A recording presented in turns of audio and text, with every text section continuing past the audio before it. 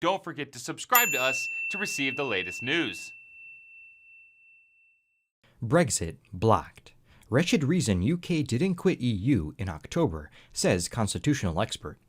Britain might have been able to leave the European Union on October 31st if it was not for the wretched Fixed-Term Parliaments Act, constitutional historian Vernon Bognadar told.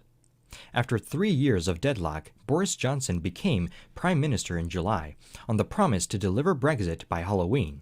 No ifs or buts. However, in September, the former mayor of London suffered 2 embarrassing defeats in the House of Commons as MPs passed a bill to block a no-deal exit and then pulled the plug on his attempt to call a general election. Both the Labour Party and the Lib Dems made clear their priority was for an election after a no-deal Brexit had been avoided. They did indeed agree to go to the polls on December the 12th, but only after it was confirmed Britain would have not left Brussels on October 31st.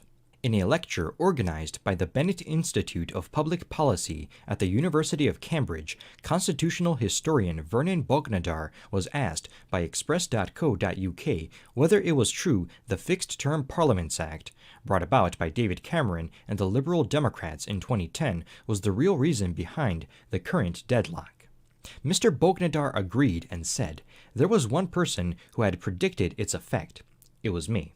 I predicted the act could allow a parliament to keep a prime minister in who had lost its majority, but without allowing him to call an election or be willing to remove him through a vote of no confidence."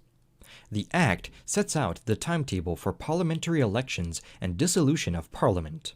Under the act, a general election is scheduled for the first Thursday in May of the 5th year of the previous general election, although there are situations where an election can be called earlier. The 2 most important situations where a general election can be earlier are a vote of no confidence in the government and a vote of 2/3 of the House of Commons. Before the act was passed, the power to determine whether a general election should be held early was exercised by the Prime Minister. The act transferred this power to Parliament.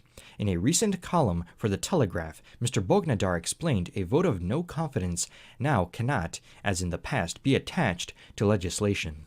For example, in 1972, Edward Heath secured the second reading of the European Communities Bill, which took Britain into Europe by making it a matter of confidence. The threat brought rebels to heel, and Mr. Heath won by 8 votes. Mr. Bognadar said the act prevented Theresa May from using the same expedient to secure the withdrawal agreement. Had she been able to do so, then, if the rebels had not voted with the government, there would have been a general election enabling the people to decide. The second method of securing an early general election was attempted by Boris Johnson. It is to achieve a 2/3 majority in the Commons for the motion that there should be an early parliamentary general election. This too must be in a specified form, and without a date for the election attached, that being for the Prime Minister to determine. In 2017, the Commons agreed to a 2/3 motion enabling Theresa May to call an early election, but last week it refused to do so. The framers of the act, Mr. Bognadar argued, did not perhaps envisage that in a situation where the government had lost control of the Commons, Her Majesty's opposition would, for tactical reasons, refuse an election. The professor added that by refusing a snap election before Halloween, the British people were denied the opportunity of deciding whether or not they wanted Britain to leave the EU on October 31st. He concluded, "But perhaps nothing better can be expected from the wretched and now unviable Parliament elected in 2017. The Conservatives were right in their 2017 manifesto to propose repeal of the Act. For, in the world of multi-party politics and possible hung parliaments, which we may be entering, dissolution is a vital safeguard against inter-party maneuverings and shenanigans. Far from being a threat to democracy, dissolution is an essential weapon for the government if the rights of voters are to be protected." Don't forget to subscribe to us to receive the latest news.